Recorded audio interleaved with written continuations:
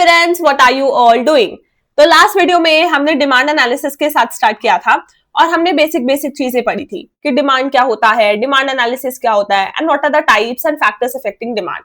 लेकिन हमारा वो टॉपिक पूरा नहीं हुआ था, तो आज के वीडियो में हम उसी को कंटिन्यू करेंगे और आगे बढ़ेंगे। So let's get straight into the video. Okay, तो आज की वीडियो की शुरुआत हम एक बहुत ही सिंपल टॉपिक से करनी है, जो कि है लॉ ऑफ डिमांड। तो क्या होता है लॉ ऑफ डिमांड, ये हम सभी जानते हैं, क्योंकि जब हम क्लास 11th में कदम रखते हैं तो इकोनॉमिक्स का टीचर पहले आके हमें पढ़ा देता है कि what is law of demand. तो क्या होता है law of demand?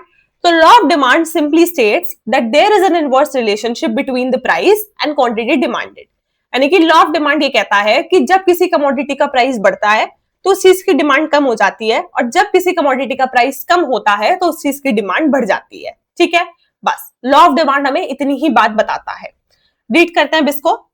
The law of demand simply explains that keeping other things constant, यानी कि ceteris paribus, there is an inverse relationship between price and quantity demanded. When the price increases, demand falls and vice versa. तो law of demand क्या कहता है? Keeping other things constant. Keeping other things constant यानी कि मैंने आपको last video में पढ़ाया था कि जो हमारा डिमांड है वो काफी सारे फैक्टर्स से अफेक्टेड होता है, जैसे कि डिमांड को प्राइस ऑफ कमोडिटी भी अफेक्ट करती है, प्राइस ऑफ रिलेटेड गुड्स भी अफेक्ट करता है, इनकम ऑफ कंज्यूमर भी अफेक्ट करती है ना। तो बहुत सारे फैक्टर्स अफेक्ट करते हैं डिमांड को। लेकिन लॉ ऑफ डिमांड क्या कहता है कि हम सिर्फ ये देख रहे हैं कि प्राइस के बढ़ने या घटने की वजह से डिमांड पे क्या असर पड़ रहा है, यानी कि हम बाकी सारे फैक्टर्स की बात नहीं कर रहे, बाकी सारे फैक्टर्स कांस्टेंट है, हम सिर्फ ये बात कर रहे हैं कि प्राइस का क्या इफेक्ट पड़ रहा है डिमांड के ऊपर। ठीक है, तो ये होता है हमारा लॉ ऑफ डिमांड। क्लियर है? फिर नेक्स्ट अब हमारा आ जाता है demand schedule and demand curve. अब डिमांड स्केड्यूल क्या होता है? तो डिमांड स्केड्यूल हमारा एक टैब्यूलर रिप्रेजेंटेशन है जो प्राइस एंड क्वांटिटी डिमांडेड दिखा रहा है, और डिमांड कर्व क्या है? ग्राफिकल रिप्रेजेंटेशन है, राइट। तो डिमांड स्केड्यूल कैसे बनता है? तो देखो सिंपल है, यहाँ पर आपका आ गया प्राइस और क्वांटिटी डिमांडेड। तो प्राइस हमारा 10, 20, 30, 40, 50, 60। अब देखो जब हमारा प्राइस 10 है यानी कि कम है तो ज्यादा यूनिट्स डिमांड की जा रही है 12। जब प्राइस हमारा 20 हुआ तो यूनिट्स कम हो गई 10। जब 30 हुआ तो हमारी और कम हो गई 8। ठीक है, तो जैसे जैसे आपका प्राइस बढ़ रहा है 10 से 60 हो रहा है, वैसे वैसे आपकी जो क्वांटिटी डिमांडेड है वो भी कम हो रही है। ठीक है, 12 से 2 हो गई, और इसी को हमने अब इस पे प्लॉट कर दिया। तो ये हमारी एक्स एक्सिस, ये हमारी वाई एक्सिस। एक्स एक्सिस पे हमारी आ गई क्वांटिटी डिमांडेड, वाई एक्सिस पे प्राइस आ गया। तो प्राइस प्लॉट किया 10, 20, 30, 40, 50, 60। जब हमारा जो प्राइस है वो 60 था तो सबसे कम यूनिट्स खरीदी जा रही थी 2 यूनिट्स। ठीक है, 50 हुआ तो 4 यूनिट्स, 40 हुआ तो 6 यूनिट्स। ठीक है, तो हमने इसको प्लॉट करा तो हमारी ऐसे डाउनवर्ड स्लोपिंग डिमांड कर्व आ गई। ठीक है, तो बस आपको इतना ही पता होना चाहिए कि डिमांड शेड्यूल ये होता है, डिमांड कर्व ये होती है, ऐसे हम इसको बना सकते हैं, और डिमांड कर्व हमारी डाउनवर्ड स्लोपिंग होती है। ठीक है, सिंपल है। आगे चलते हैं। नेक्स्ट अब हमारा आता है assumptions to law of demand, कि लॉ ऑफ डिमांड क्या अज्यूम करके चलता है। तो अभी हमने ऊपर पढ़ा ऑलरेडी कि लॉ ऑफ डिमांड कहता है keeping other things constant there is an inverse relationship between the price and quantity demanded, है ना। तो लॉ ऑफ डिमांड ये अज्यूम कर रहा है कि हम बाकी सारे फैक्टर्स जो डिमांड को इफेक्ट करते हैं अदर देन द प्राइस, उन सबको कांस्टेंट रख के हम सिर्फ प्राइस का असर देख रहे हैं डिमांड के ऊपर। ठीक है, बस यही है। तो क्या आ जाएंगे assumptions? That there is no change in price of related goods, there is no change in income of consumer, there is no change in taste and preferences, there is no change in future expectations, there is no change in size and composition, there is no change in season and weather, and there is no change in distribution of wealth and income. तो law of demand assume कर रहा है कि जो भी factors demand को effect करते हैं आप उन सबको कांस्टेंट रख दो, और आप सिर्फ ये देखो कि प्राइस का असर डिमांड के ऊपर क्या पड़ रहा है। ठीक है, फिर नेक्स्ट अब हमें पढ़ना है reasons for downward sloping of demand curve, कि हमारा जो डिमांड कर्व है वो डाउनवर्ड स्लोपिंग होता है तो क्यों होता है, उसके पीछे क्या रीजंस है। तो 4-5 कारण है जो हमें पढ़ने हैं। सबसे पहला आता है law of diminishing marginal utility. तो आई एम अज्यूमिंग कि ये भी पता ही होगा। क्या कहता है ये लॉ? तो ये लॉ हमें सिंपली ये बात कहता है कि जब हम किसी कमोडिटी की सबसे पहली यूनिट कंज्यूम करते हैं तो उससे हमें सबसे ज्यादा सेटिस्फैक्शन मिलता है, और फिर जब हम उस कमोडिटी की एडिशनल यूनिट्स कंज्यूम करते रहते हैं तो उससे मिलने वाला सेटिस्फैक्शन कम होता रहता है ना। यही कहता है लॉ। तो जब आपको हर एक एडिशनल यूनिट से सेटिस्फैक्शन कम मिल रहा है तो क्या अब आप उसके लिए ज्यादा प्राइस पे करोगे? नहीं, राइट। तो इसीलिए हमारा जो डिमांड कर्व है वो डाउनवर्ड स्लोपिंग होता है, because for every additional unit we are consuming we are getting less satisfaction, and that is why we are willing to pay less price for every additional unit. ठीक है, तो इसलिए हमारा demand curve downward sloping, right. So according to this law, a consumption of a commodity increases, marginal utility derived from each successive unit goes on diminishing, right? Therefore, for every additional unit to be purchased, the consumer is willing to pay less and less price. ठीक है, clear हो गया? फिर हमारा next reason आता है income effect. अब ये क्या होता है? तो इनकम इफेक्ट सिंपली ये कहता है कि जब किसी कमोडिटी का प्राइस कम होता है तो कंज्यूमर की जो रियल इनकम होती है, यानी कि परचेजिंग पावर होती है, वो बढ़ जाती है और कंज्यूमर उस कमोडिटी की ज्यादा यूनिट्स खरीद पाता है विद द सेम अमाउंट। ठीक है, उसको हम बोलते हैं इनकम इफेक्ट। जैसे एग्जाम्पल से समझाती हूँ कि मान लो रिया नाम की एक लड़की है, उसके पास हर महीने 1000 रुपए होते हैं अपने एंटरटेनमेंट के लिए। ठीक है, और मान लो कि एक मूवी टिकट 500 रुपए का आता है, तो वो 1000 रुपए में कितने मूवी टिकट्स खरीद पाती है? 2। क्लियर है? अब जैसे मान लो कि मूवी टिकट का प्राइस 500 से रिड्यूस हो गया टू 250, अब 250 रुपए का हो गया। अब वो with the same amount of money वो कितने मूवी टिकट्स खरीद पाएगी? 4, है ना? अब वो 250 रुपए का टिकट हो गया है, तो 1000 रुपए में वो 4 टिकट्स खरीद पाएगी, राइट? तो क्या हुआ कि कमोडिटी का प्राइस जब कम हुआ तो रिया की जो रियल इनकम है, यानी कि रिया की जो परचेजिंग पावर है, वो बढ़ गई। ठीक है, तो ये होता है हमारा इनकम इफेक्ट। रीड करते हैं इसको। The income effect states that when the price of a commodity falls, the real income, purchasing power of a consumer increases and ultimately demand rises. For example, suppose Riya has rupees 1000 for entertainment every month. Earlier, a movie ticket cost rupees 500, so she could only purchase 2 tickets. Now the movie ticket price falls to 250. Now with the same amount of rupees 1000, she can now purchase 4 tickets. ठीक है, तो ये होता है हमारा income effect. I hope it is clear to you.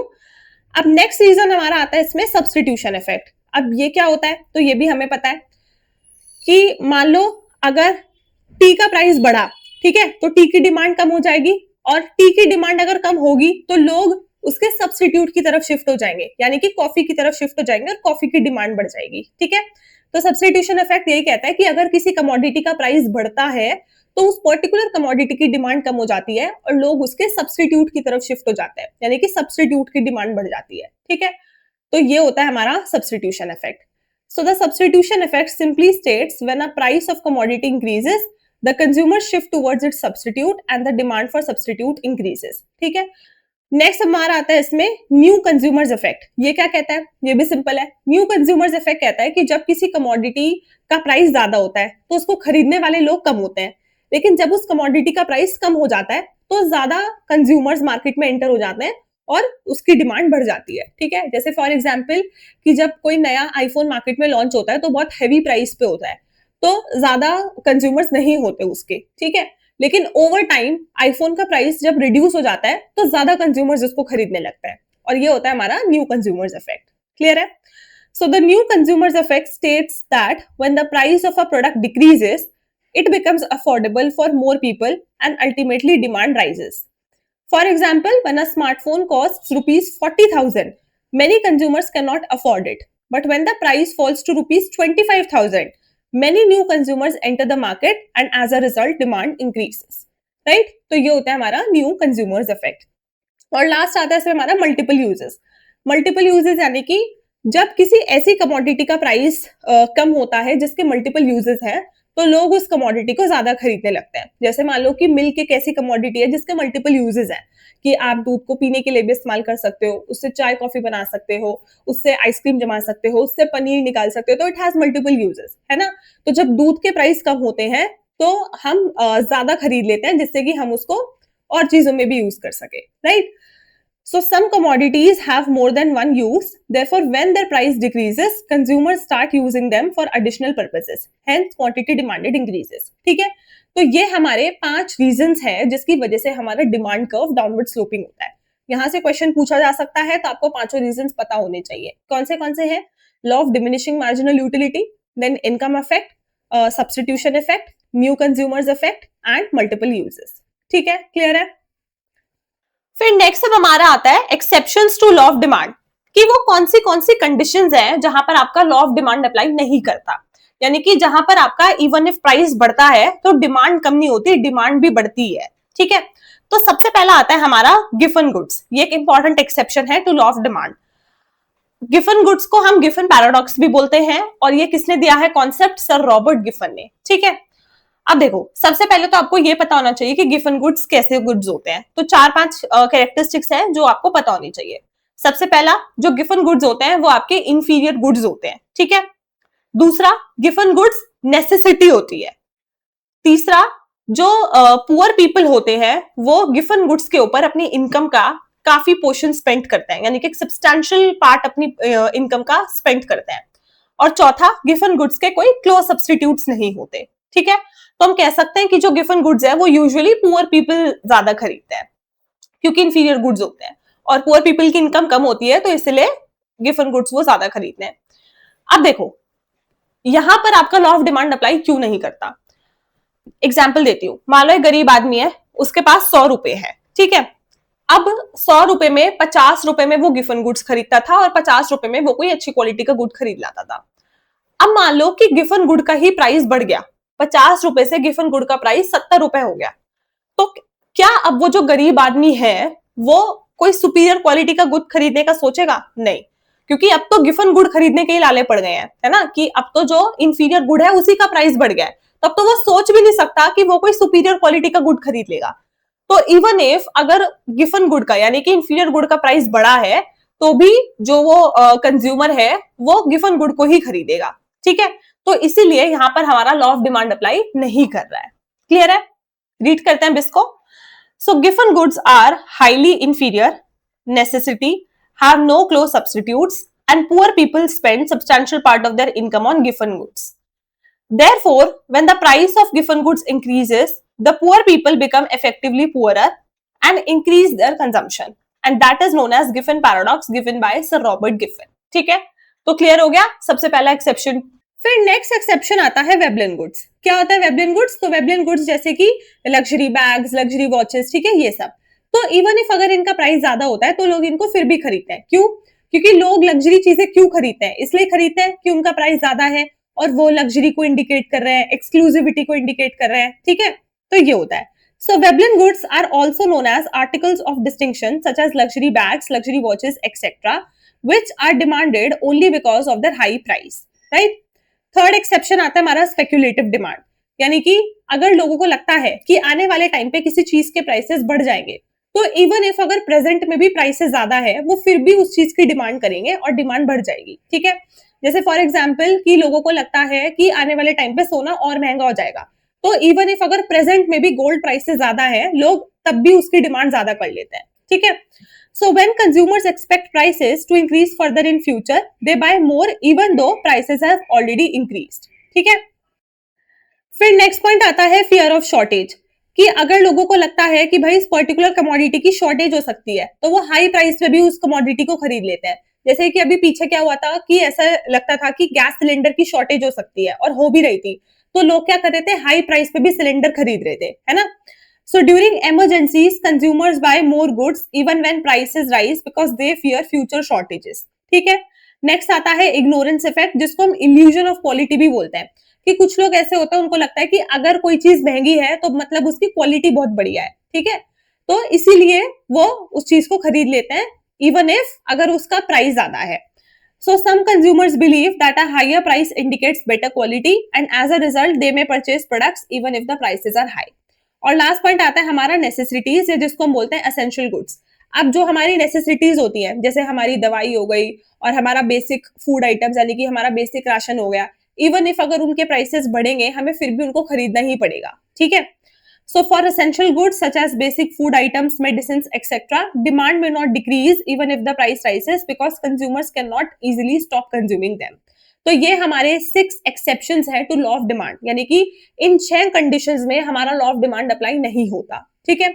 कौन से हैं? तो नेसेसिटीज, इग्नोरेंस इफेक्ट, देन आपका given goods, Veblen goods, speculative demand and fear of shortage, ठीक है। क्लियर हो गया? तो आज के वीडियो में हम इतना ही रखेंगे। आज हमने पढ़ा कि लॉ ऑफ डिमांड क्या होता है, डिमांड शेड्यूल क्या होता है, डिमांड कर्व क्या होती है, assumptions to law of demand, फिर हमने देखे 5 रीजंस जिसकी वजह से हमारी डिमांड कर्व डाउनवर्ड स्लोपिंग होती है, और हमने एक्सेप्शंस पढ़े to law of demand, right. Next video में हम इसी को कंटिन्यू करेंगे और आगे बढ़ेंगे।